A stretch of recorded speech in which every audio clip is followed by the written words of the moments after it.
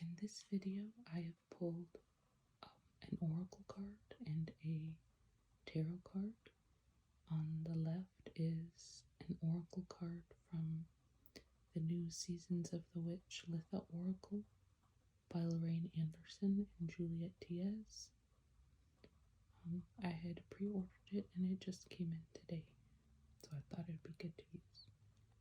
And on the right is the Ink Witch Tarot by Maille. I have the first and second edition, but this one's from the second edition. He had a Kickstarter in the fall, and I really like his art, so I decided to back it. So I'm going to read from both of these. So first of all, Summer Berries, number 34.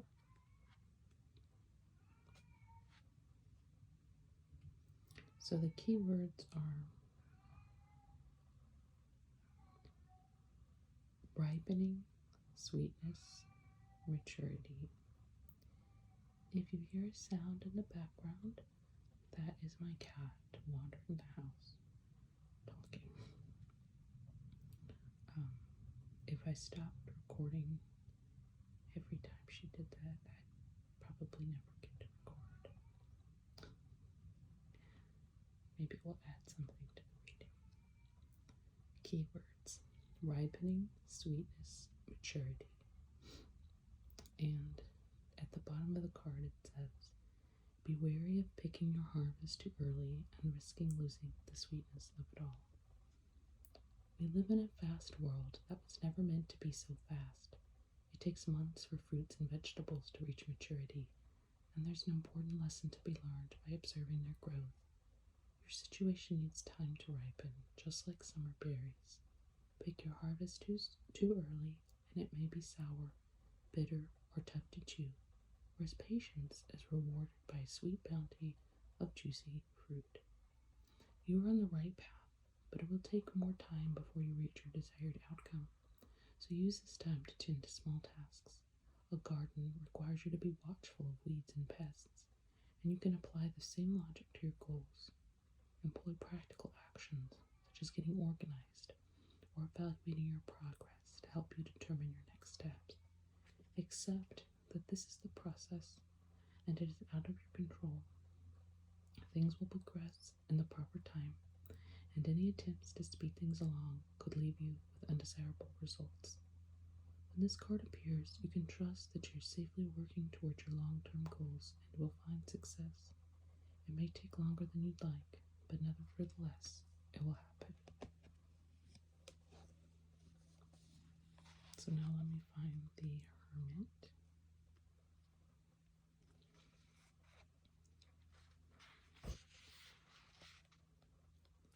In the upright position, which he includes both upright, reversed, and oftentimes also a section on why he chose to illustrate the card the way he did. And my cat is getting closer. Upright. Solitude, wisdom, self-reflection, private meditation, a need for space. Reversed. Isolation, loneliness, antisocial, retreating for the wrong reasons. The Hermit is, as its name suggests, a solitary type. The hermit usually benefits from their hermitage, taking time to rest and meditate. This card indicates much needed alone time. It's a card that encourages us to seek wisdom and introspection from within by spending time alone with our own thoughts. When the Hermit card appears to you, overcoming challenges or making decisions might be dependent upon quiet contemplation, meditation, and introspection. It can often be a reminder to make time for yourself, whether to rest or seek out answers to a problem. The Hermit, being a card of wisdom, may also be advising us to seek guidance from a teacher or mentor, perhaps one who represents the self-reflective and more reclusive nature of the Hermit.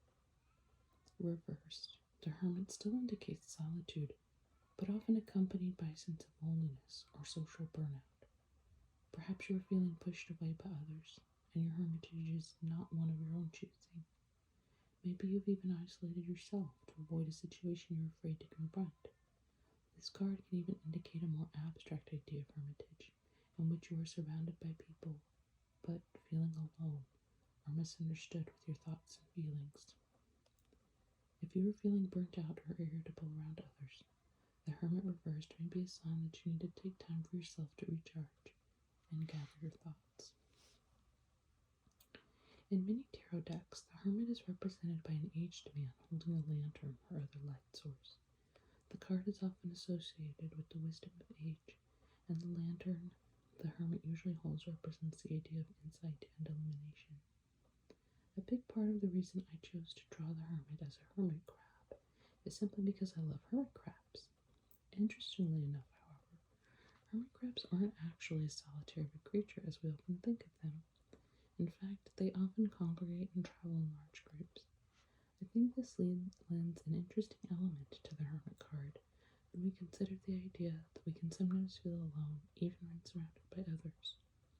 It also reminds us that we need periods of time in which we huddle into our shells for some alone time, just as much as we need periods of time in which we enjoy the company of our friends and communities.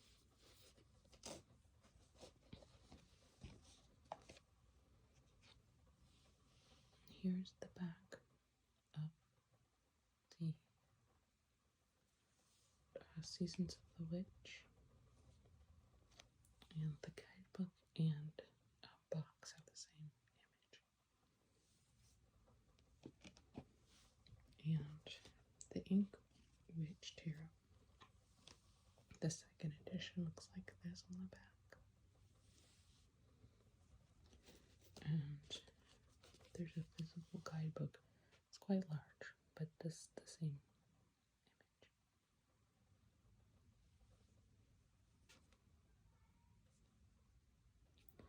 And that's all for today, and I hope you're able to get something out of it, and I hope to see you next time.